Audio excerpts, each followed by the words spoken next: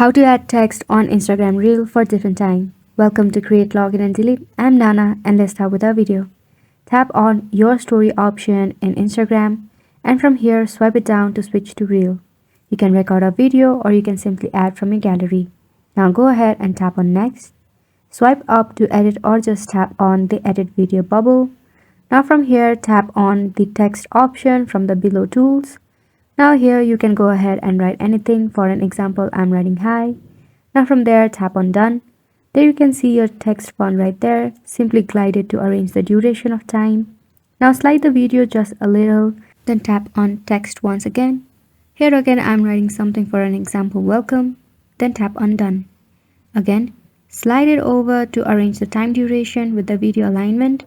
Now again scroll it a little and again tap on text. Now again you can write it. Here I've shown you the process, so make sure to give it a try. It is very simple. Now let's see the preview of it. As you can see, the text is in different time. And it's a wrap for this video as well. Thank you so much for watching.